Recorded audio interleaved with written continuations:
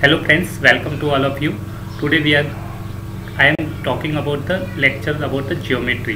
आज का टॉपिक उन सारे स्टूडेंट्स के लिए जिन्होंने आज तक ज्योमेट्री से डर लगता है, उस सारे कॉन्सेप्ट को पहले क्लियर करेंगे, फिर इस टॉपिक को डिटेल में एक्सप्लेन करेंगे ताकि आपके अगर आपने प्रैक्टिस पहले कम है तो उसको पहले फोकस कीजिए ताकि आपकी ज्योमेट्री बहुत स्ट्रॉन्ग हो। जितना बेस्ट स्ट्रॉन्ग होगा आप आगे डिटेल्स में पढ़ सकते हैं। तो सबसे पहले टाइम को वेस्ट ना करते हुए लेक्चर को स्टार्ट करते हैं। सबसे पहले हम आपका चैप्टर नंबर 3 अंडरस्टैंडिंग क्वाड्रिलेटरल। तो सबसे पहले हम ज्योमेट्री के कुछ कॉन्सेप्ट पढ़ेंगे, फिर डिटेल में जाएंगे टॉपिक से। तो सबसे पहले कॉन्सेप्ट में आता है, सबसे पहला पॉइंट नंबर आता है आपका पॉइंट। पॉइंट क्या होता है? What is the point? Point को अपन रिप्रेजेंट कैसे करते हैं? सिंपल डॉट से रिप्रेजेंट करते हैं। किससे रिप्रेजेंट करते हैं? डॉट से रिप्रेजेंट करते हैं। सिंपल डॉट लगाते हैं। और पॉइंट को रिप्रेजेंट करने के लिए क्या यूज करते हैं? कैपिटल लेटर्स यूज करते हैं। ये बहुत इंपॉर्टेंट है, आपको use capital letters of alphabet, capital letters of alphabet,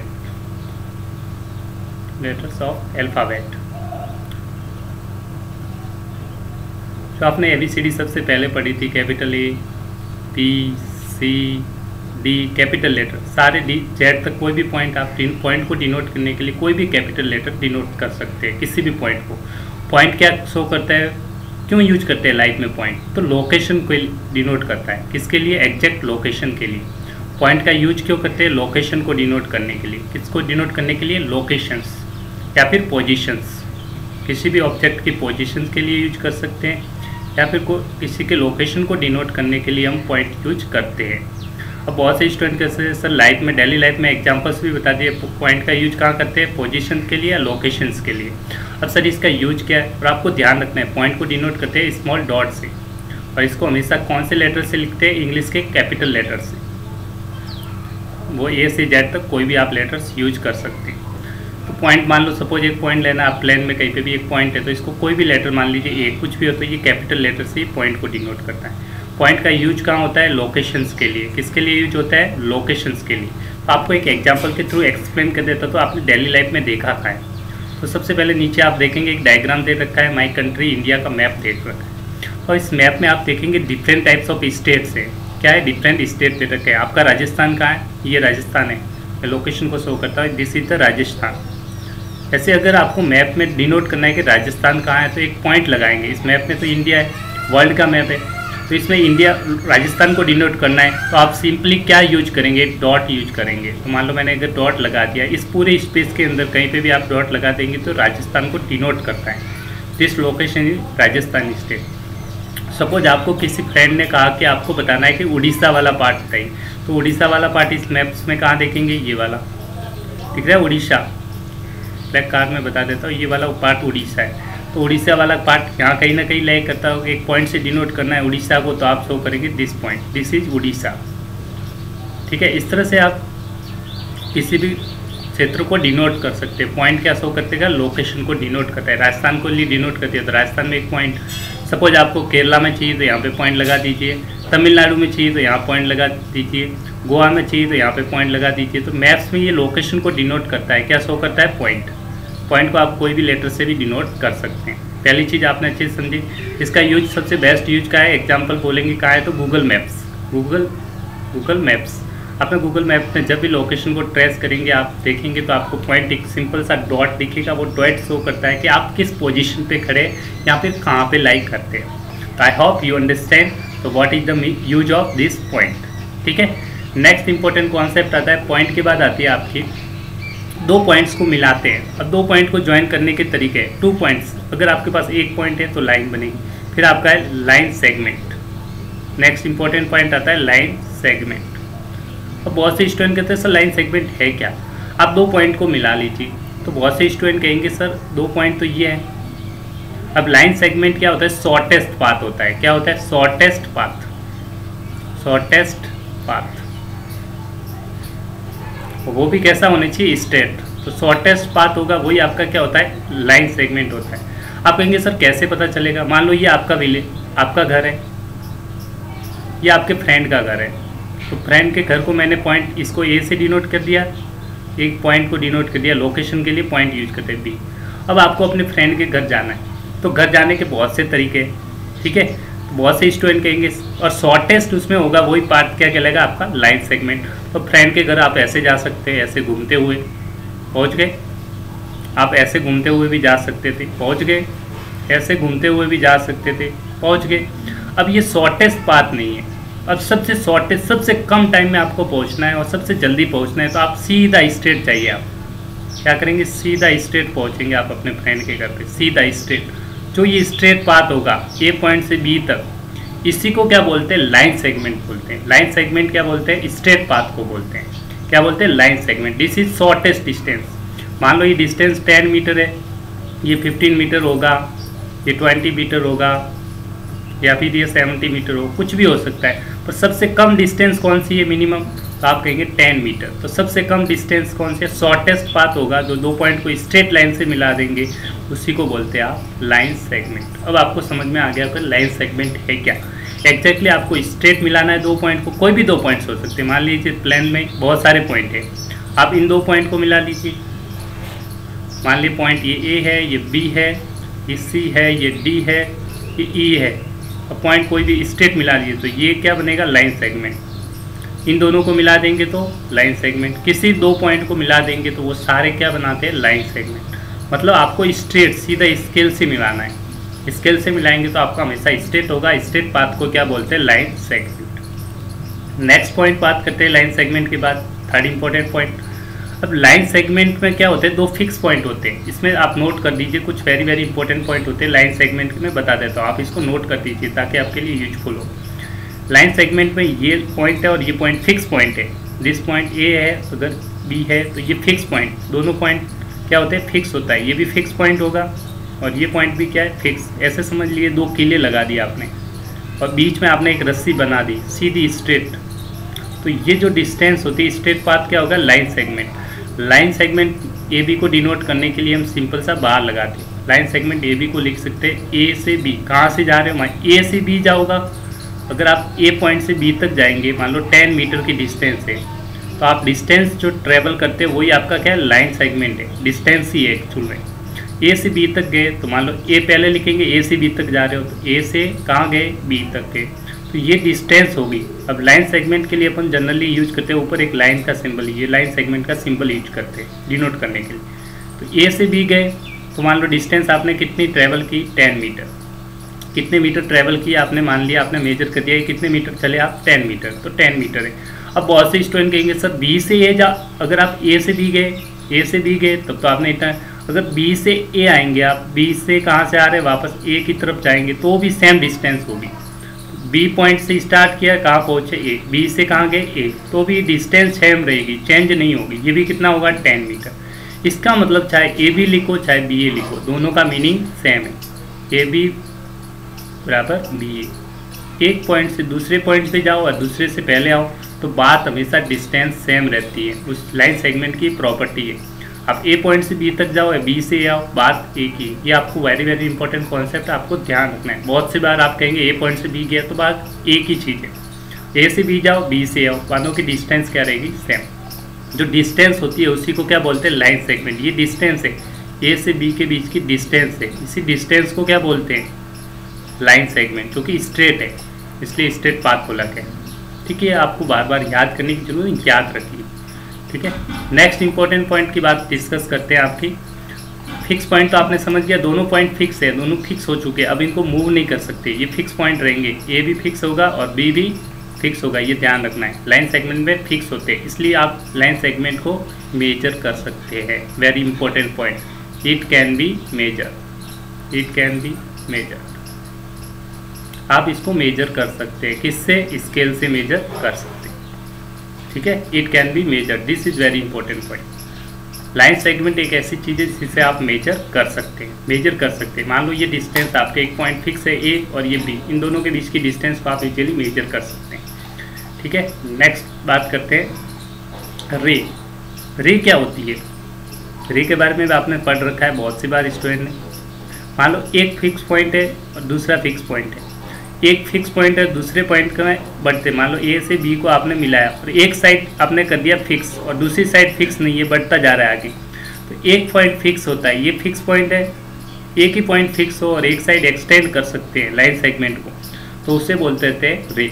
this is called रे, जिसका एक पॉइंट क्या है, फिक्स। एक पॉइंट क्या है, फिक्स। आप इस साइड बढ़ा नहीं सकते, लाइट को इस साइड नहीं बढ़ा सकते, पर इस पॉइंट से आपने बढ़ाते गए बढ़ा सकते कितना भी, तो हमेशा ये नॉट फिक्स, इसको मेजर नहीं कर सकते। रे कहाँ से स्टार्ट हुई थी, ए से स्टार्ट हो रही है, एरो किस साइड है, इस साइड है। तो हम पहले जब भी रे लिखेंगे तो पहले जहाँ से फिक्स पॉइंट है वो लिखेंगे। फिक्स पॉइंट क्या है, ए, और कहाँ जा रहे हैं, ए से बी, और रे का सिंबल होता है ऊपर इस तरह से arrow.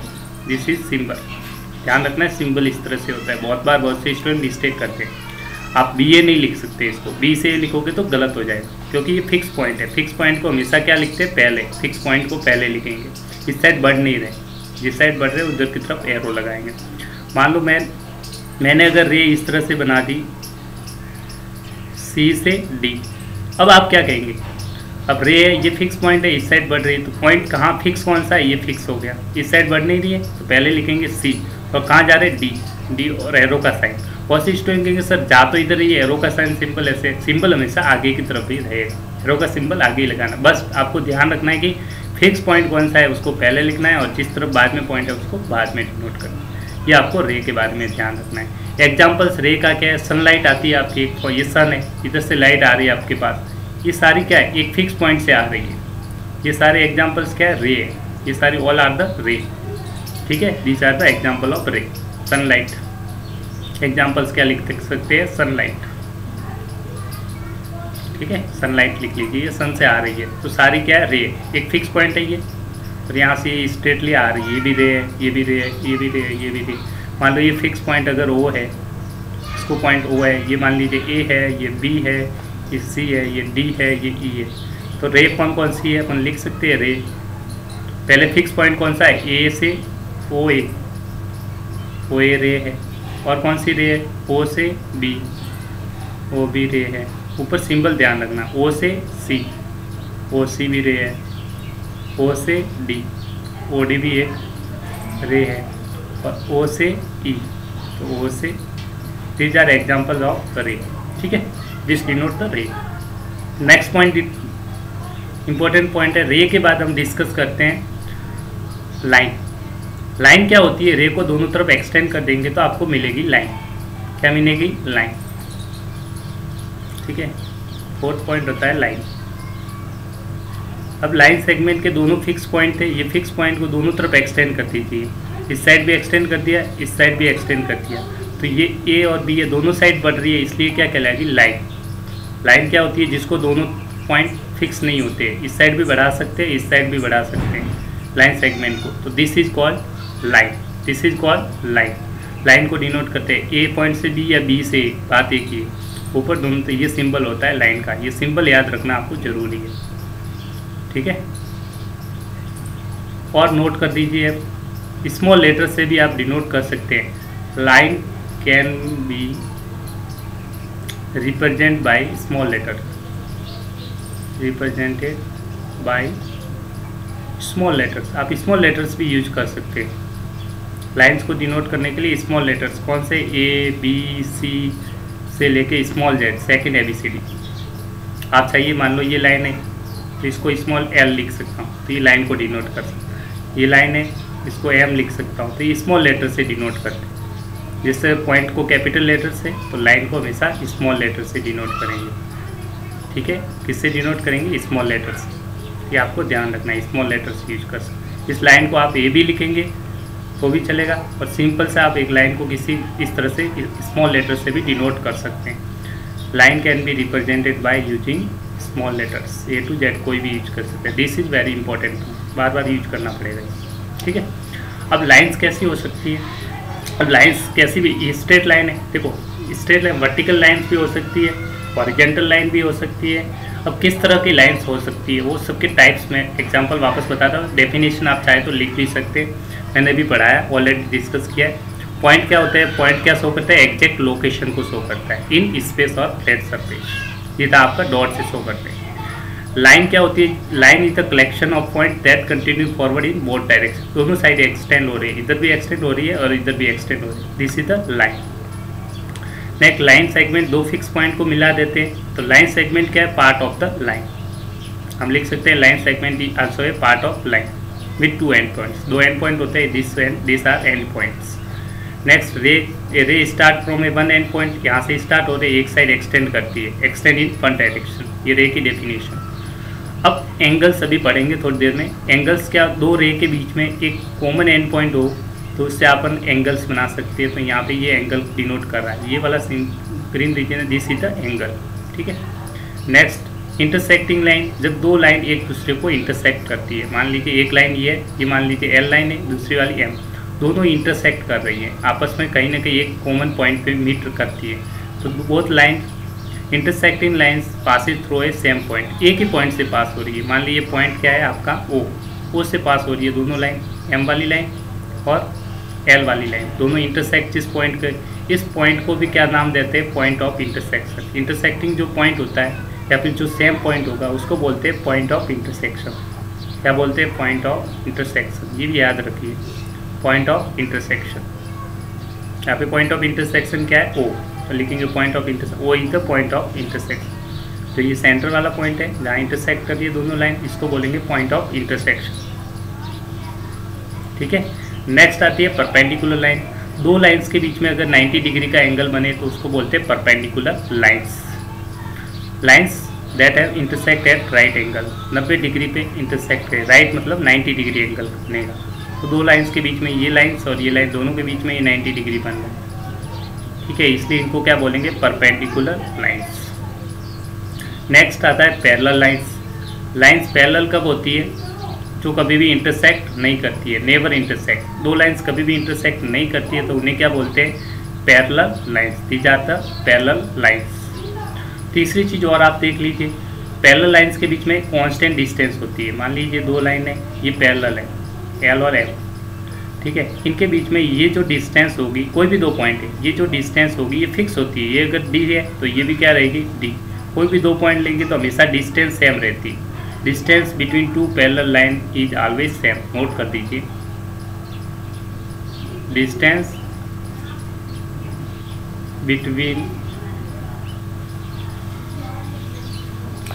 To parallel line is same या फिर कांस्टेंट, सेम लिख सकते हैं और सेम इक्वल या फिर कांस्टेंट भी बोल सकते या फिर इक्वल। दो पैरेलल लाइंस के बीच में डिस्टेंस होगी वो हमेशा सेम होती है या फिर कांस्टेंट होती है, और वो किसके बराबर होती है, इक्वल के बराबर, सेम होनी चाहिए, इक्वल होनी चाहिए, ठीक है। तो आप ये ध्यान रखिए। दूसरी चीज़ आपको एक डिनोट करना है कि सिंबल्स यूज करते हैं परपेंडिकुलर के लिए, लाइंस के लिए जो सिंबल यूज होता है परपेंडिकुलर लाइंस के लिए वो इस तरह से होता है, this symbol is use to show perpendicular lines.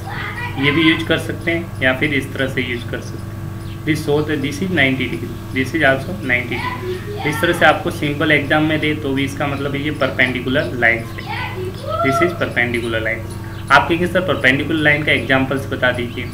तो परपेंडिकुलर लाइंस का मान लो कैपिटल लेटर ABCD का L है, कैपिटल लेटर L, तो इसके बीच में कितने डिग्री एंगल बनेगा, 90 डिग्री।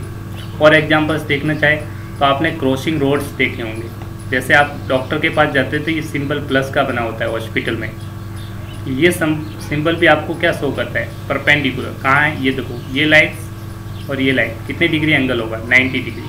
तो ये परपेंडिकुलर लाइन को शो कर सकते हैं, ठीक है। पैरेलल लाइंस भी आप समझ गए। इसके बाद आप इंटरसेक्टिंग लाइन का एग्जांपल तो आपकी कैंची होती है, आप घर में कैंची यूज़ करते हैं। मेरी फिंगर्स को देखिए डायग्राम में, कैंची इस तरह से बनी होती है, ये दोनों क्या है, इंटरसेक्ट कर रही है एक पॉइंट पे। तो कैंची जो होती है वो एग्जांपल्स किसका होता है, आपका इंटरसेक्टिंग लाइंस का, ठीक है। आपने कैंची यूज कर, सीजर बोलते हैं आप इंग्लिश में, सीजर्स, हिंदी में बोलते हैं कैंची, इसका यूज भी आप कर सकते हैं। ये भी क्या है, इंटरसेक्टिंग लाइन। तो एग्जाम्पल्स भी आप लाइफ में देख सकते हैं, बहुत से एग्जाम्पल्स होते हैं। इसके अलावा कुछ पॉइंट्स और आपको याद करने, देखो परपेंडिकुलर पैरेलल लाइंस को डिनोट करने के लिए भी सिंबल्स यूज होता है, ठीक है। पैरेलल लाइंस का सिंबल होता है इस तरह से, this is parallel lines. Parallel lines के लिए हम सिंबल यूज करते हैं दिस। दो परपेंडिकुलर लाइन खींच ली तो ये पैरेलल लाइन का सिंबल है। जैसे मैंने कहा, बताता हूँ आपको, ये जस्ट डिनोट करने का सिंबल है। आपने अगर लाइन दो लिखी है, एल और एम क्या है, पैरेलल है, this is parallel to this line, दोनों पैरेलल लाइन से एल और एम, तो मैं लिखूंगा L is parallel to M. इसका मीनिंग होता है L is parallel to M, लिखेंगे L is parallel to M, both are the line L is parallel to line M। ये आपको ध्यान रखना, इसको सिंबल इस तरह से लिखते हैं, रिप्रेजेंट करने का तरीका है, ठीक है। अब चलते हैं नेक्स्ट इंपॉर्टेंट पॉइंट। इसके बाद भी एक चीज़ होती है कॉन्ग्रेंट लाइन, वो भी लिख लीजिए आप। Congruent line, congruent lines, congruent line क्या होती है? एक ही पॉइंट से दो से ज़्यादा लाइन पास हो तो उसको बोलते हैं कॉन्ग्रेंट लाइन। मान लो एक पॉइंट है, इससे बहुत सारी लाइन पास हो रही है, more than 2 line passes through ए पॉइंट, उनको बोलते हैं कॉन्ग्रेंट लाइन। तो ये लाइंस क्या हो जाएगी? कॉन्ग्रेंट। एक ही पॉइंट से ये लाइन भी पास कर रही है L M, ये भी पास कर रही है, more than 2 lines passes through a common point called concurrent lines, इसलिए इनको बोलते हैं concurrent line. I hope you are understanding. More than 2 lines passes through a common point, passes through a common point. एक common point से more then 1 line पास होती है तो उससे बोलते हैं आप कॉन्ग्रेंट लाइन। ये मान लीजिए वो पॉइंट से पास हो रही है सारी लाइन, वापस बता देता हूँ। ये लाइन है, एक लाइन पास हो गई, M वाली लाइन, सेकंड लाइन ये हो रही है आपकी, ये वाली लाइन, ये भी O से पास कर रही है, और थर्ड वाली N वाली लाइन भी O से पास कर रही है, ठीक है। ये वाली लाइन भी O से पास कर रही है। इसका मतलब मोर देन 2 लाइन्स, 3 लाइन्स पास हो रही है, 2 से ज़्यादा है तो उसको हमेशा बोलेंगे ये क्या है? Congruent lines. क्या होती है? Congruent line. 2 पॉइंट्स और इम्पोर्टेंट पॉइंट होते हैं कॉलिनियर पॉइंट्स, वो भी नोट कर लीजिए, काफ़ी इंपॉर्टेंट है। कॉलिनियर पॉइंट्स, मोर देन 3 और more than 2 points lie on the same line, more than 2 points lie on the same line, on the same line. एक लाइन पे 3 या 3 से ज़्यादा पॉइंट लाई करते हो तो उसे बोलते हैं कॉलिनियर पॉइंट्स। जैसे ये पॉइंट है, ये पॉइंट है, ये पॉइंट है, इससे एक लाइन पास हो रही है, तो ये तीनों पॉइंट एक ही लाइन पे, ये लाइन L है तो इस पे पॉइंट A मान लीजिए A है, B है, C है, तीनों पॉइंट्स कहाँ पे लाई कर रहे हैं? एक ही लाइन पे लाई कर रहे हैं, सेम लाइन पे। मोर देन 2 मतलब 3 और मोर देन 3, 2 से ज़्यादा कितना होगा? 3। तो 3 पॉइंट या 3 से ज़्यादा पॉइंट एक ही लाइन पे लाई करते हैं, ठीक है, एक ही लाइन पे लाई करते हैं, मोर देन 3 एक ही लाइन पे लाई करते हैं, तो उसको बोलते हैं कॉलिनियर पॉइंट्स। क्या कहते हैं? Collinear points. देयरफॉर ये पॉइंट A B C है, डॉट से डिनोट किया गया है। Points A B and C are collinear. क्या कहेंगे इनको? Collinear points. एक ही लाइन में पॉइंट्स हो 3 या मोर देन 3 तो उसको बोलते हैं collinear points. Points A B C are collinear points. अब एक लाइन में नहीं हो तो उसको बोलेंगे नॉन कॉलिनियर पॉइंट्स। ये तो सभी जानते होंगे। चलते हैं नेक्स्ट कुछ कॉन्सेप्ट, इसके बाद डिटेल में पढ़ने से पहले अब बात करते हैं एंगल्स के बारे में। किसके बारे में डिटेल से पढ़ेंगे? एंगल्स के बारे में। एंगल्स के बारे में पढ़ने से पहले मैं थोड़ा सा डिटेल में बताता हूँ एंगल्स कैसे होता है। जैसे 2 रे अभी बताया था, 2 रे से एक ही रे सेम एंड पॉइंट सेम है, 2 रे स्टार्ट हो तो इनके बीच में जो ये स्पेस होता है ये एंगल्स को डिनोट करता है। इसको मान लो एंगल मान लीजिए, ये A वर्टेक्स है, ये B, ये C, ये रे वो A B रे है एंड AC आर रे। तो जो वर्टेक्स होता है, ठीक है, ये कॉमन वर्टेक्स एंड पॉइंट होता है दोनों रेज का, this is called vertex of angle. This is vertex of angle, vertex of angle. Angle का क्या कहलाएगा? वर्टेक्स। और जो रे होती है, जो AB, ये वाली रे AB एंड जो ये रे AC है, this are called arms of triangles. This ray called arms. So AC and BC इनको क्या कहते हैं? Arms of angle. क्या कहते हैं? Arms of angle. एंगल की आर्म्स कहते हैं। क्या कहते हैं? Arms of angle. और ये वाला पार्ट जो कहलाता है इसको बोलते हैं एंगल। ये क्या है आपका? एंगल। एंगल्स को किससे डिनोट कर सकते हैं? इसको लिखेंगे, एंगल कैसे लिखेंगे? एंगल का सिंबल होता है, एंगल का सिंबल होता है वो इस तरह से टेढ़ा, ये सिंबल होता है एंगल को डिनोट करने। ये एंगल जो बन रहा है वो किसके बीच में, ए वर्टेक्स है तो आप लिख सकते हो एंगल ए। इसको ऐसे भी लिख सकते हो, एंगल ए पे बन रहा है तो ये एंगल ए लिख सकते हो। या फिर किसके बीच में आप लिखेंगे बी ओ सी, एंगल बी ओ सी, क्योंकि ये बी ए सी ये बीच वाला एंगल डिनोट करें। या फिर सी ए बी, इस तरह से आप डिनोट कर सकते हैं। पहले सी लिख दीजिए, ए और बी, तो भी ये एंगल्स को डिनोट करिए, ये वाला एंगल डिनोट करेगा। तो इसको लिख सकते हैं एंगल सी ए बी। सबका मीनिंग क्या है, same, all denote to angle this angle, सबके लिए एंगल सेम है। तो आपके सिंबल और इससे रिलेटेड आ गया। अब टाइप्स ऑफ एंगल्स की बात में भी डिटेल से एक्सप्लेन कर देता हूँ, क्योंकि आपको दिक्कत नहीं होनी चाहिए। ठीक है, आप पढ़ रहे हैं लेक्चर तो आपको अच्छे से समझ में आना चाहिए। टाइप्स ऑफ एंगल्स भी देख लीजिए। ठीक है, एक सेकंड में थोड़ी देर के लिए, ओके, नो प्रॉब्लम। अब एंगल्स के टाइप्स ऑफ एंगल्स में लास्ट में डिटेल्स में एक्सप्लेन कर दूंगा एंड टाइम। थोड़ा सा देखते हैं टाइप्स ऑफ एंगल्स, वैसे तो आप जानते ही हो। देखो आपको बता देता हूँ टाइप्स, वैसे तो बता, देखो एक एग्जांपल्स के थ्रू बता देंगे। ये आपका मान लीजिए 0 डिग्री एंगल है, ये 90 डिग्री, ये 0 डिग्री, ये 90 डिग्री। आपने नॉर्थ साउथ डायरेक्शन देखे होंगे आपने, वैसे तो आप देखा होगा नॉर्थ साउथ ईस्ट वेस्ट, ये जो डायरेक्शन होते हैं 90 डिग्री पे होते हैं सारे, ये डायरेक्शन आपने देखा होगा। डायरेक्शंस में भी ये एंगल है 0 डिग्री है 90। अगर मैं इस तरह से एंगल मेजर कर रहा हूँ एंटी क्लॉकवाइज, तो ये हो जाएगा 180 degree, this is 270 degree.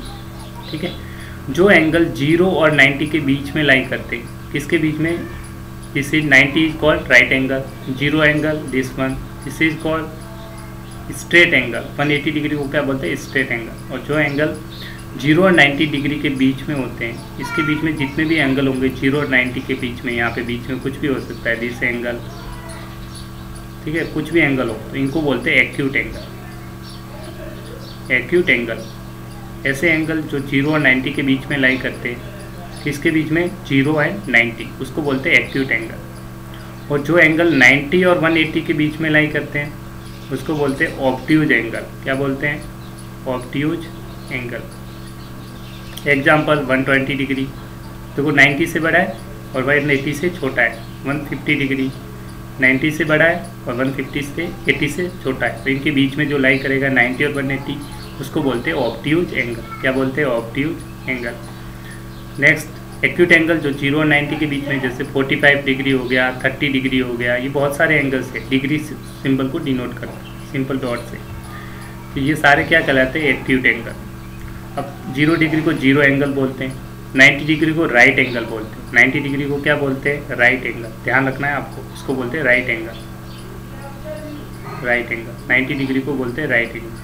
180 degree को बोलते हैं स्ट्रेट एंगल। कौन सा एंगल, स्ट्रेट एंगल। जो एंगल 180 और 360 के, इसको कंप्लीट राउंड, एक कंप्लीट राउंड जैसे ये रोटेट करेगा तो ये कंप्लीट 0 डिग्री, और एक राउंड कंप्लीट करेगा तो ये 360 डिग्री एंगल बनाएगा। और जो एंगल 0 और 180 और 360 के बीच में लाई करते हैं, उनको बोलते हैं रिफ्लेक्स एंगल। कौन सा एंगल, रिफ्लेक्स एंगल। 0 डिग्री को बोलते हैं 0 एंगल, ये आपको पता रहना चाहिए। 0 डिग्री को 0 एंगल, 90 डिग्री को राइट एंगल, 180 डिग्री को स्ट्रेट एंगल। और जो एंगल 0 और 90 के बीच में लाई करेंगे एक्यूट एंगल, जो 90 और 180 के बीच में लाई करेंगे ऑब्ट्यूज एंगल। और जो एंगल 180 और 360 के बीच में लाई करेंगे उसको बोलते हैं रिफ्लेक्स एंगल। तो एंगल्स के कुछ एग्जांपल्स इधर दे रखे हैं। देखो ये 90 डिग्री का एंगल बना रहा है तो इसको बोलेंगे राइट एंगल। जो एंगल 90 से कम बनाना है, दिस इज़ 45, तो क्या हो जाएगा, एक्यूट एंगल। क्या हो जाएगा आपका, एक्यूट एंगल। इसमें एंगल जो बन रहा है वो कितना बना है, ये भी 45 है, तो ये भी क्या हो जाएगा आपका एक्यूट एंगल। ये क्या बना रहा है 90 डिग्री, तो this is right angle. This is more than 90 degree, कितना बना रहा है 135, तो 135 ज़्यादा है 90 से, 180 से छोटा है तो ऑब्ट्यूज एंगल। तो ये वाला एंगल भी आप देखेंगे कितने डिग्री बना रहा है, ये वाला एंगल 135 डिग्री, तो ये भी क्या आ जाएगा आपका ऑब्ट्यूज एंगल। क्या हो जाएगा, ऑब्ट्यूज एंगल। आप मेजर कर सकते हैं प्रोटेक्टर्स का यूज करके। ये एंगल कितना बना रहा है यहाँ पे 45 डिग्री, तो क्या कहेंगे इसको, एक्यूट एंगल। 45 डिग्री मतलब एक्यूट एंगल। ऐसे ही 135 है तो क्या कहेंगे, ऑब्ट्यूज एंगल। 90 डिग्री है तो राइट एंगल। तो आप समझ गए कि एंगल्स के डेफिनेशन के तौर पे आप इसको याद कर सकते। This is 90 degree, this is 135 degree, that's why called obtuse angle. तो 90 और 180 के बीच में लाई करते हैं। अब इसके बाद चलते हैं, कुछ इंपॉर्टेंट पॉइंट होंगे, चलते हैं अपन कर्व की बात करते हैं। अपने लाइफ में बहुत सारे कर्व देखे हैं, अब बात करते हैं कर्व। कर्व की बात करेंगे, काफ़ी डिटेल्स में जाएंगे और ये काफ़ी इंपॉर्टेंट पॉइंट भी है आपके लिए, प्लस पॉइंट है, क्योंकि कर्व वाला टॉपिक बहुत ही स्टूडेंट को समझ में नहीं आता है। मैं चाहूँगा कि आपको अच्छे से समझ में आ जाए। अब बात करते हैं कर्व। किसकी बात करते हैं, कर्व। कर्व क्या होता है, ठीक है। अब बात करते हैं टॉपिक से रिलेटेड थोड़ा कुछ। कर्व, कर्व क्या होते हैं, तो घुमावदार जो पाथ होते हैं उसी को कर्व बोलते हैं। जैसे ये गर्ल्स हैं, ये माउंटेन्स पे चढ़ रही है, तो देखो यहाँ से चढ़ रही है तो इस तरह से ये मूव करेगी, ऊपर चढ़ रही है इस तरह से। ये गर्ल्स है, एग्जाम्पल्स बता रहा हूँ। लड़की चढ़ रही है इस पहाड़ पे तो इस तरह से ऐसे चढ़ेगी, फिर वापस उतरेगी, तो ये मोड आ गया। तो स्ट्रेट पाथ नहीं है, टेढ़ा मेढ़ा रास्ता है, उसको बोलते हैं कर्व। क्या बोलते हैं, कर्व। इसमें देखो ये भी कर्व है, ये वाला पार्ट भी क्या है, कर्व है, ठीक है। तो ये नीचे पार्ट है इस तरह से घूम रहा है, ये भी क्या है, कर्व है। This is also example of curve. तो कर्व दो टाइप्स के होते हैं। कर्व के टाइप्स कितने होते हैं, 2 टाइप्स होते हैं। कितने टाइप्स होते हैं, 2। एक होता है ओपन कर्व, एक होता है क्लोज्ड कर्व। एक ओपन कर्व और एक होता है क्लोज्ड कर्व। Closed curve. अब पूछेंगे सर ओपन कर्व और क्लोज्ड कर्व कैसे पता चलेगा, तो सिंपल सा है। ओपन कर्व मतलब starting and ending point not same. Start and end point not same. जहाँ से स्टार्ट किया वहीं पे ख़त्म नहीं करेंगे तो उसको बोलेंगे ओपन कर्व। और स्टार्ट एंड पॉइंट सेम हो, स्टार्ट एंड पॉइंट सेम,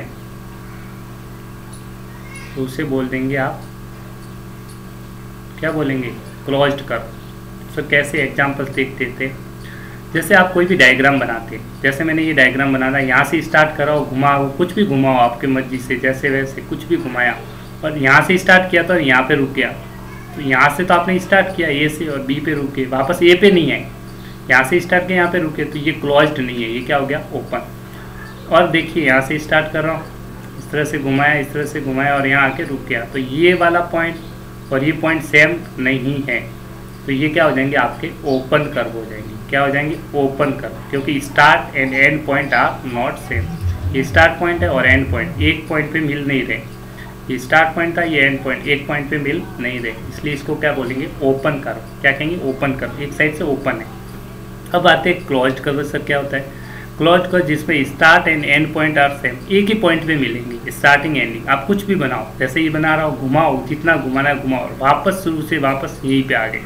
देखो जहाँ से शुरू किया था वहीं पे ख़त्म है, तो ये क्या हो गया, आपका क्लोज्ड कर्व हो गया। और देखिए ये घुमाया, ये घुमाया, ये घुमाया, यहाँ से स्टार्ट किया, ठीक है, ये घुमाया इस तरह से, यहाँ पहुँचे, यहाँ पहुँचे, फिर घुमाते वापस यहाँ आ गया, तो ये क्या हो गया, क्लोज्ड कर्व। सर्किल लो, यहाँ से शुरू किया, ये घुमाते घुमाते घुमाते फिर यहाँ आ गए, तो ये क्या है, सेम पॉइंट है, एक ही पॉइंट पे मिलेंगे, स्टार्ट एंड पॉइंट सेम होंगे, तो उसको बोलते हैं क्लोज्ड कर्व। कुछ डायग्राम्स भी दे रखे हैं, आप उनको भी देखते हैं अभी। देखो ओपन कर्व है, क्लोज्ड, आप कहीं से स्टार्ट करो, कहीं से भी स्टार्ट कर सकते हो। यहाँ से स्टार्ट किया, ये घूम रहे, इस तरह से गए, इस तरह से गए, फिर ऊपर लेफ्ट राइट लेफ्ट, वापस इधर इधर, वापस जहाँ से शुरू किया वहीं पे आ गए, तो ये क्या है, क्लोज्ड कर्व। ये भी क्या बन जाएगा आपका, क्लोज। साथ ये क्लोज, ये भी क्लोज। ये देखो इस पे घूम जाओ आप, यहाँ से इस पे गए, इधर गए, वापस मूव किया और वापस वहीं पहुँच गए जहाँ से शुरू किया, तो ये क्या हो गया, क्लोज्ड। अब देखो यहाँ से स्टार्ट कर रहे हैं, इस साइड मूव कर रहे हैं, मूव कर रहे हैं, मूव कर रहे हैं, मूव कर रहे हैं, मूव कर रहे हैं, और यहाँ पे पहुँच गए। अब यहाँ से शुरू किया था, यहाँ पहुँचे, सेम नहीं है, तो ये क्या हो जाएगा, ओपन का। क्या हो जाएगा, ये ओपन। ये भी क्लोज्ड आ जाएगा, ये भी क्लोज्ड आएगा, ये ओपन आ जाएगा, क्योंकि क्या यहाँ स्टार्ट करेंगे, यहाँ पे ख़त्म, घूम लेंगे। तो ये क्या है, ओपन है, क्लोज्ड। क्लोज्ड ही है, इसे मूव कर दीजिए, ये मूव किया, ये मूव किया, ये क्या आ गया, क्लोज्ड कर। ये यहाँ से स्टार्ट किया, यहाँ पे ख़त्म किया, तो सेम नहीं है, तो ओपन कर। ये क्लोज्ड कर, ये close curve, this is close curve, this is open curve. देखो ऐसे मूव किया, इस साइड मूव किया, ये मूव किया, this are open curve, this is also open, this one is open, this one is यहाँ से स्टार्ट किया, ये घूम के इस तरह से मूव कर रहे हैं, वापस यहाँ नहीं आए, तो ये क्या हो गया ओपन। ठीक है, आपको समझ में आ गया, ओपन वाले एग्जांपल समझ में आए। ये भी क्या रह जाएगा आपका ओपन, दिस इज ओपन। अब बात करते हैं सर ओपन और क्लोज्ड। अगर सिंपल, अब क्लोज्ड फिगर की बात करें, क्लोज्ड फिगर में टाइप देखेंगे। ठीक है, अब क्लोज्ड में भी टाइप्स होते हैं आपके। क्लोज्ड फिगर में एक होता है सिंपल कर्व, क्लोज्ड फिगर में एक आता है सिंपल कर्व। सिंपल कर्व क्या होता है? Simple curve, simple closed curve, simple closed curve. Close तो आपको समझ में आ गया। अब सिंपल का मतलब क्या है? जब आपस में इंटरसेक्ट नहीं कर रहे हैं तो उसको बोलते हैं सिंपल क्लोज्ड कर्व। कैसे अभी बता देंगे, मैं वापस थोड़ा लिख लेता हूँ आपके लिए। अभी तक आपने पढ़ा कर्व था, कर्व के टू टाइप्स होता है, एक ओपन कर्व होता है, एक होता है क्लोज्ड होता है। अब क्लोज्ड कर्व तो आप समझ में गए। अब क्लोज्ड कर्व में क्या होता है? क्लोज्ड कर्व में आपने एक और टाइप पढ़ेंगे, simple closed curve, simple closed curve. क्या होता है सिंपल क्लोज्ड? जो कर्व आपस में इंटरसेक्ट नहीं करेगा उसको बोलते हैं सिंपल कर्व। जैसे closed curve do not intersect, लिख लीजिए डेफिनेशन आप चाहे तो। Closed curve do not intersect, ऐसा कर्व जो आपस में इंटरसेक्ट नहीं करे उसको बोलते हैं सिंपल क्लोज्ड कर्व। जैसे ये कर्व आपने स्टार्ट किया, घुमाया फिराया और वापस इधर से घुमा फिरा के वापस ले आए, तो यहाँ पे इंटरसेक्ट कहीं नहीं किया, खुद को इंटरसेक्ट नहीं कर रहा है, तो ये क्या हो जाएगा? Simple close curve. मान लो ये कर्व बनाया ऐसे ऐसे और घुमाया और फिर ये इंटरसेक्ट किया, फिर वापस पहुँच गई, क्लोज तो हुआ, पर आपने इस लाइन को स्टार्ट किया और इससे वापस इंटरसेक्ट कर दिया, यहाँ पे कट कर दिया, तो ये क्या होगा? नॉट सिंपल हो गया, not simple close curve, close curve. तो आप समझ गए होंगे क्लोज्ड कर्व में भी नॉट सिंपल क्लोज्ड कर्व देख सकते हैं। तो एग्जांपल्स थे उसी में देखते हैं। देखो अब ये ओपन वाले से तो लिंक नहीं है, पहले क्लोज्ड तो आपने देख लिया, अब सिंपल क्लोज्ड या नहीं। देखो ये क्लोज्ड फिगर है, ये वाला मूव कर रहा था, देखो ये मूव कर रहा है, ये मूव कर रहा है, ये मूव कर रहा है, ये मूव किया, ये मूव किया, ये मूव किया, ये इंटरसेक्ट कर रहा है, तो ये सिंपल क्लोज्ड नहीं है, ये सिंपल क्लोज्ड है, ये सिंपल क्लोज, सिंपल क्लोज, ये सिंपल क्लोज है, इंटरसेक्ट नहीं कर रहा है, ये सिंपल क्लोज, ये भी सिंपल क्लोज। आप चेक कर सकते हैं किसी को भी, ये simple close, this is simple close, simple close, simple close. तो इस तरह से आप इजीली चेक कर सकते हैं कि कौन सा फिगर सिंपल क्लोज्ड है। मतलब आपस में कर्व इंटरसेक्ट नहीं करेंगे तो उसको बोलते हैं सिंपल क्लोज्ड कर्व। क्या बोलते हैं? Simple closed curve. ये आपको याद होना चाहिए, ठीक है। इसके बाद एक और चीज़ आती है इसी में, सिंपल क्लोज्ड कर्व होना चाहिए। इसके बाद होता है फॉर्म बाय लाइन सेगमेंट। अगर क्लोज्ड भी है और सिंपल क्लोज्ड कर्व है और लाइन सेगमेंट से बनेगा, तब आपका टॉपिक स्टार्ट हो जाएगा polygon. Simple closed curve, simple closed curve made by line segment only, made by line segment only. ऐसा सिंपल क्लोज्ड कर्व जो सिर्फ किससे बन रहा है? लाइन सेगमेंट से बन रहा है, स्ट्रेट पाथ से बन रहा है, उसी को क्या बोलते हैं? पॉलीगन। जो आपके टॉपिक का नाम है उसको बोलते हैं polygon, called polygon. This is called polygon. जो आपको टॉपिक पढ़ना है वो ये है, पॉलीगन। ऐसा सिंपल क्लोज्ड कर्व, पहले आप क्लोज्ड कर्व देखेंगे, उसमें सिंपल क्लोज जो इंटरसेक्ट नहीं करता है, ये आपको पता होना चाहिए, ठीक है। आपस में इंटरसेक्ट नहीं करेगा, और वो होने के बाद आप चेक करेंगे ये किससे बना होना चाहिए? लाइन सेगमेंट है, तभी आप उसको क्या कहेंगे? पॉलीगन। ये आपके टॉपिक से, ठीक है। अब स्टार्ट करते हैं नेक्स्ट। कुछ इंपॉर्टेंट फ्यू पॉइंट्स है, वो आपके क्वेश्चन सॉल्विंग में प्रॉब्लम में दिक्कत नहीं करेंगे। तो जो 7th क्लास में अपने पढ़ चुके हैं तो उसको एक्सप्लेन करना जरूरी है, ठीक है। तो आपको दो लाइन्स होती है, दो पैरेलल लाइन्स की बात करेंगे हम, पैरेलल लाइन्स की बात करें, पैरेलल लाइन्स, ठीक है। पैरेलल लाइन्स है तो दो रीजन होते हैं पैरेलल लाइन्स पे। मान लो ये लाइन्स पैरेलल है, दिस इज पैरेलल लाइन्स। तो पैरेलल लाइन्स पे दो रीजन होते हैं। कितने रीजन होते हैं? दो। कौन कौन से रीजन है मैं बता देता हूँ। इन पैरेलल लाइंस के बीच का पार्ट, जो ये बीच में जो डिस्टेंस है, एक सेकेंड, बीच वाला भाग है, ठीक है, ये मान लो लाइन एल है, कैपिटल दिखाई नहीं दे रहा है, एल और ये एम, इनके बीच का भाग, लाइन के बीच में जो भाग होता है उसको बोलते हैं इंटीरियर रीजन। इस पार्ट को क्या बोलेंगे? इंटीरियर। जो लाइन के बीच वाला भाग है उसको क्या बोलते हैं? इंटीरियर। क्या बोलते हैं? इंटीरियर रीजन, इसको बोलते हैं इंटीरियर। ये आपको याद रखना है, इंटीरियर रीजन।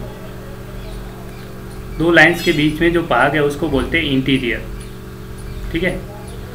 इन लाइंस के बाहर वाला भाग कौन सा है? जो ये वाला पार्ट है बाहर की तरफ, ये वाला पार्ट बाहर के, इसको बोलते हैं एक्सटीरियर, इसको बोलते हैं एक्सटीरियर। ये याद रखना है आपको, क्या बोलते हैं? एक्सटीरियर।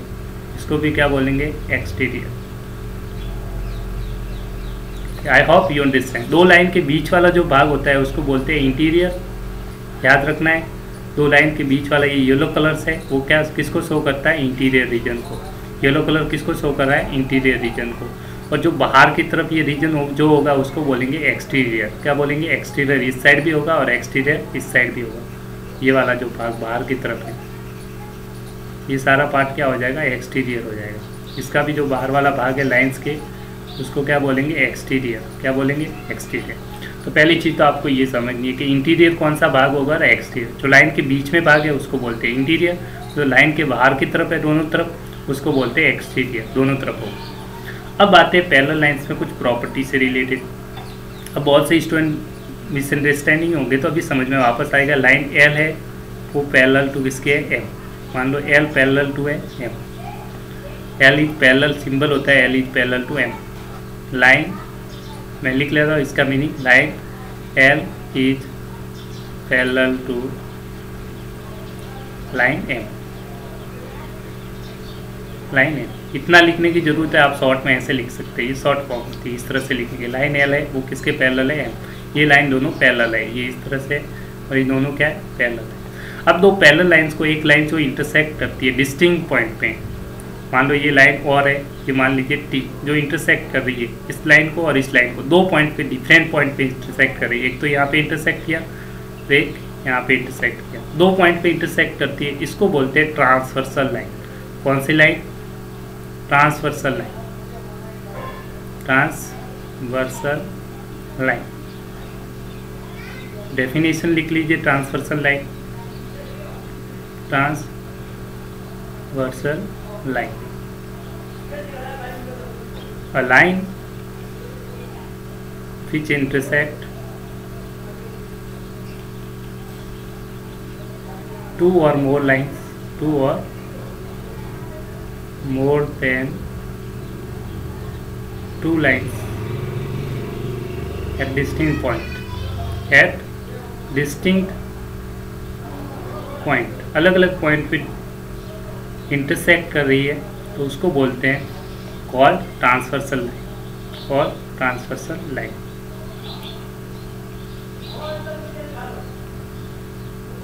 तो ये दो पैरेलल लाइन से इसको इस लाइन ने इंटरसेक्ट, एक तो यहाँ पे किया है और एक यहाँ पे, दो पॉइंट पे इंटरसेक्ट किया, इसलिए इस लाइन को जो टी है उसको क्या कहते हैं आप? Transversal line.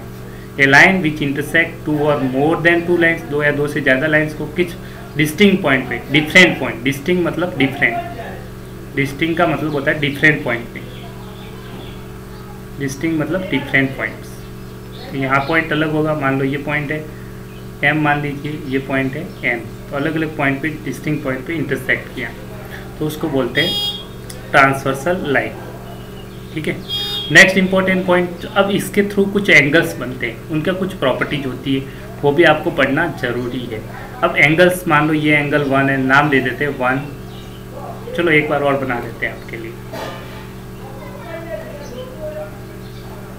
दो लाइंस पैरेलल है,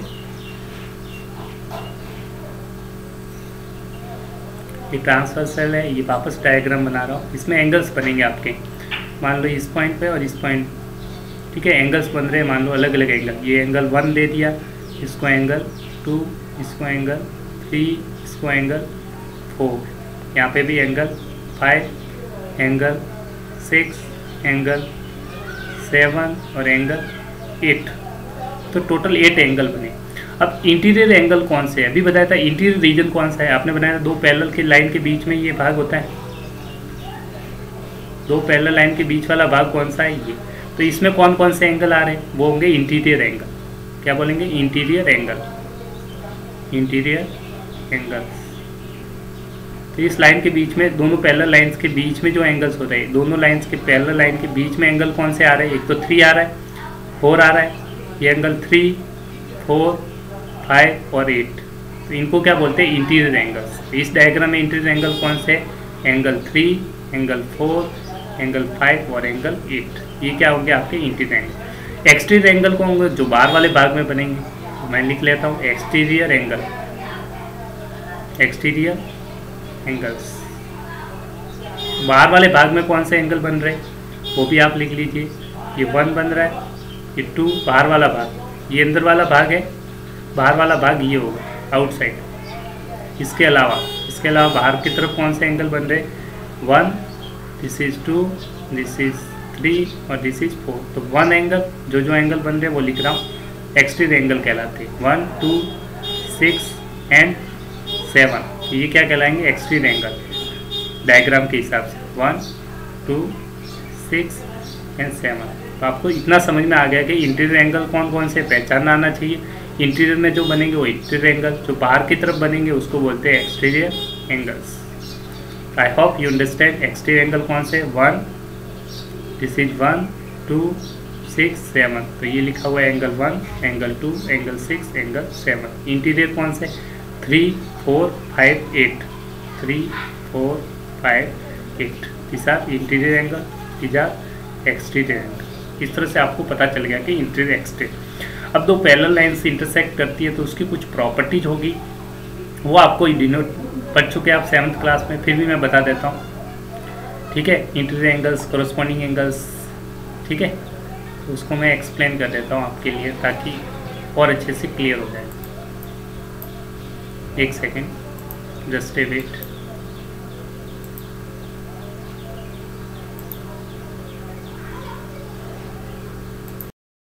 नेक्स्ट बातचीत करते हैं इसी को कंटिन्यू में।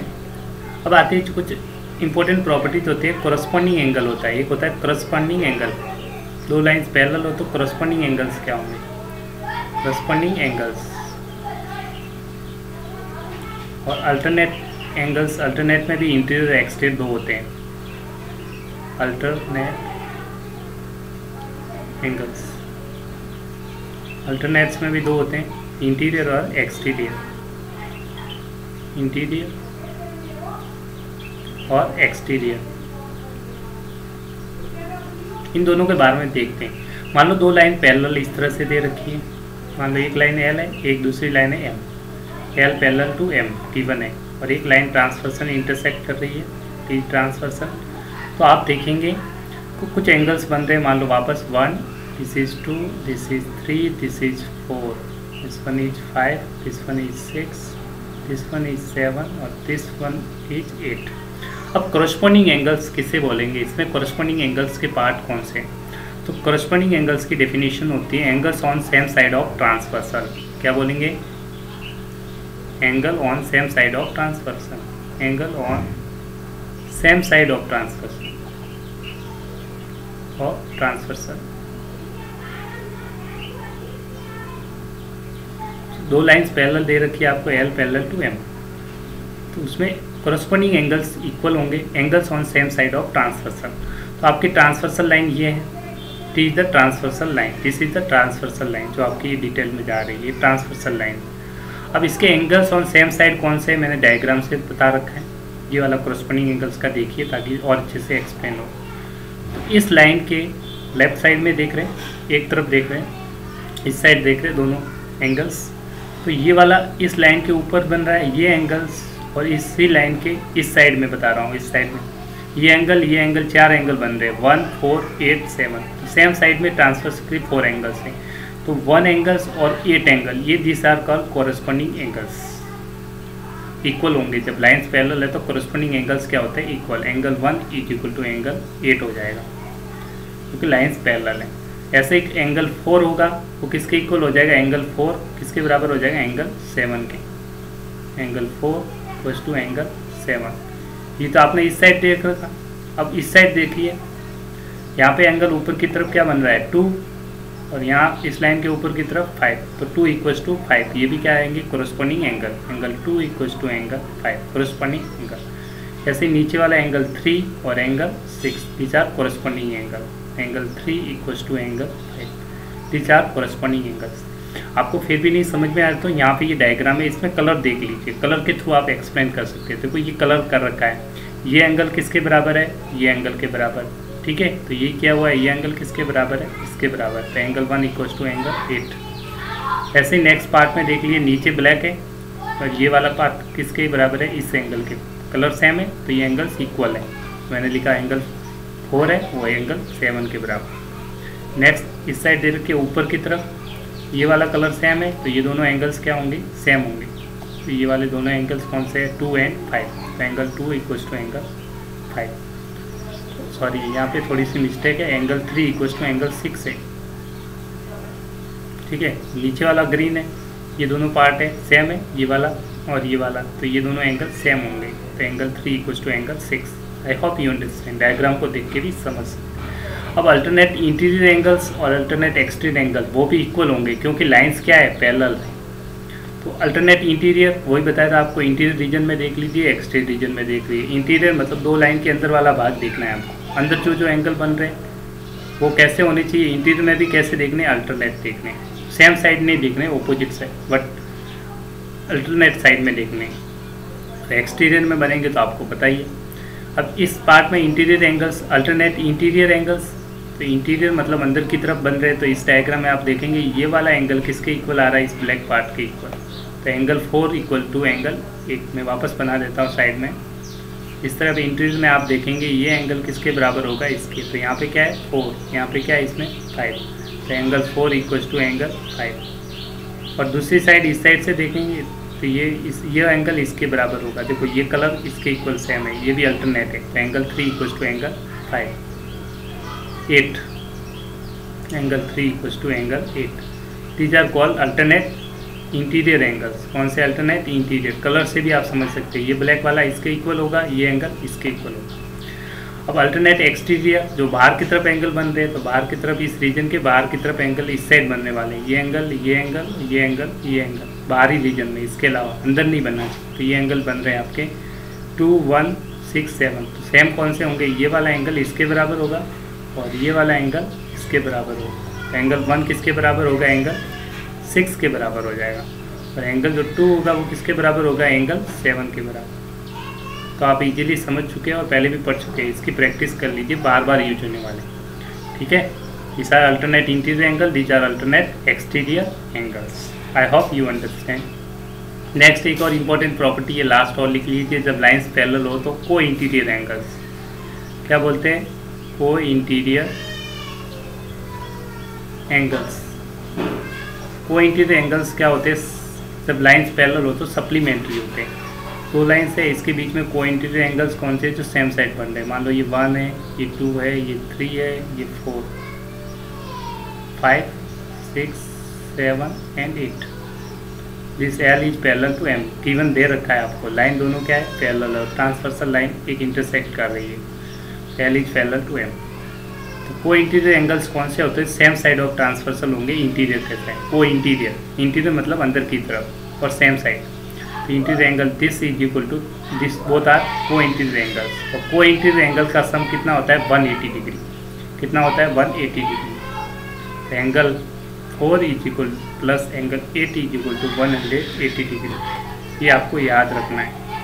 ऐसे ही आपके को इंटीरियर एंगल हो जाएंगे 3 और 5। Angle 3 plus angle 5 is equal to also 180 degree. This is very very important, ये आपको याद रखना है। को इंटीरियर एंगल्स जब लाइंस पैरेलल हो, गिवन हो, जब लाइंस पैरेलल है तो आप इजीली कह सकते हैं को इंटीरियर एंगल का सम कितना होता है, 180 डिग्री। कितना होता है, 180 degree. This is very very important point, इसको याद रखिए। क्या बोलते हैं, co interior angles. Interior angles on same side of transversal line are supplementary. चलते हैं, इसके बाद कुछ और इम्पोर्टेंट पॉइंट है। वापस मैं बस डायग्राम बना देता हूँ आपके लिए एक बार। कोरस्पॉन्डिंग एंगल्स वही होंगे, तो ट्रांसवर्सल लाइन है, तो इसके सेम साइड बन रहे हैं, इसके इस साइड बनने वाले ऊपर, इस लाइन के ऊपर बन रहा है, इसी लाइन के भी ऊपर बन रहा है, इस लाइन के नीचे बन रहा है, ये वाला इसके इक्वल हो जाए नीचे वाला, इस लाइन के ऊपर बन रहा है तो इधर भी ऊपर बनने वाला, इसके नीचे इसके भी नीचे, ये सेम होंगे, ये कोरस्पॉन्डिंग एंगल हो गए। अल्टरनेट एक्सटीरियर एंगल्स, एक्सटीरियर जो बाहर की तरफ बन रहे हैं, ठीक है, बाहर वाला रीजन ये होता है, अंदर वाला एक पार्क है, ये एंगल ये एक्सटीरियर एंगल है। एक्सटीरियर एंगल में ये वाला एंगल इसके बराबर होता है, ये दोनों इक्वल होंगे, और ये वाला एंगल इसके बराबर होता है, ये आप इससे अल्टरनेट एक्सटीरियर। अल्टरनेट इंटीरियर जो एंगल्स होंगे अंदर की तरफ एंगल बनने वाले, मान लो ये एंगल ये एंगल ये एंगल और ये एंगल, तो ये वाला एंगल इसके बराबर होगा और ये वाला एंगल इसके बराबर होगा, ये आपको ध्यान रखना, ठीक है। This is very very important points. Next आगे बढ़ते हैं वर्टिकली ऑपोजिट एंगल, जिसके बारे में भी आपने पढ़ रखा है पहले क्लास में, ठीक है। वर्टिकली ऑपोजिट एंगल्स, दो लाइन इंटरसेक्ट करती है, जैसे एक लाइन है दूसरी लाइन, दोनों इंटरसेक्ट जिस पॉइंट करती है इंटरसेक्टिंग लाइन होती है, तो ये जो एंगल्स बनाती है तो इसके जस्ट ऑपोजिट ये वाला एंगल, इसके ऑपोजिट कौन सा एंगल होगा, जस्ट ये दोनों क्या है एक दूसरे के ऑपोजिट, इनको बोलते हैं वर्टिकली ऑपोजिट एंगल्स। एंगल्स के नाम दे देता हूँ मैं, ये angle 1, this angle 2, angle 3, angle 4। तो एंगल वर्टिकली ऑपोजिट एंगल्स क्या होते हैं, equal. Vertically opposite angles are opposite angles are always equal. Vertically opposite angles हमेशा इक्वल होंगे, तो इसके ऑपोजिट कौन सा है, 1 के ऑपोजिट कौन सा है, 1 के जस्ट ऑपोजिट कौन सा है, 3। तो आप लिखेंगे एंगल 1 किसके बराबर हो जाएगा, एंगल 3 के बराबर। एंड और वर्टिकली ऑपोजिट एंगल्स कौन से, आप देखेंगे 2 के ऑपोजिट कौन सा है, 4। तो angle 2 equals to angle 4। This is very very important point. आपको वर्टिकली ऑपोजिट एंगल्स का कॉन्सेप्ट बार बार क्वेश्चंस में यूज होगा, तो ये बेसिक है, तो आप इसको भूले नहीं, याद रखें, क्योंकि बार बार यूज होने वाले कॉन्सेप्ट है, ठीक है। Vertically opposite angles are equal, please note down, this is very very important point, this is very very important, ठीक है। वर्टिकली ऑपोजिट एंगल, दो लाइन इंटरसेक्ट कर रही है तो इनके बीच ऑपोजिट एंगल्स जो कैची बनाएंगे, आपकी कैची बनती है ये इस तरह से, इसके आमने सामने के एंगल्स इक्वल हो जाएंगे। ये एंगल किसके बराबर होगा, ये वाला इसके इक्वल हो जाएगा, और ये बी वाला एंगल डी के बराबर। तो कलर भी सेम कर रखा है, ये एंगल इसके बराबर है, ये सेम कलर इसके बराबर, इसको बोलते हैं vertically opposite angle. This is very very important, I hope you understand. एक और आता है लीनियर पेयर, वो भी आप समझिए। लीनियर पेयर को समझने के लिए मैं थोड़ा सा एक एग्जांपल के थ्रू आपको लेडर का एग्जांपल दे देता हूँ, बेस्ट एग्जांपल। आपने लेडर देखा होगा, ठीक है, आपने लीनियर पेयर एक आता है last, this is very important, linear pair. Linear pair क्या होता है, एक लाइन है, इस पर बनने वाले एंगल्स का सम 180 डिग्री, जैसे मान लीजिए ए बी पॉइंट रे सी, तो ये एंगल्स और ये एंगल एक स्ट्रेट लाइन पे जो एंगल बनेंगे उसका सम कितना होता है, 180 डिग्री। स्ट्रेट लाइन है, इस पे एंगल्स कौन से बन रहे हैं, मान लीजिए ये एंगल, ये वाला एंगल 1 देगी, ये एंगल 2 देगी, इन दोनों एंगल का सम कितना होगा, 180 degree. Angle 1 plus angle 2 equals to 180 degree. इसी को बोलते हैं लीनियर पेयर। क्या बोलते हैं, लीनियर पेयर। दो एंगल का सम कितना है, 180 डिग्री। स्ट्रेट लाइन पे एंगल बनेंगे उसका सम हमेशा 180 डिग्री होता है। आप और लिख लीजिए, मान लीजिए स्ट्रेट लाइन है,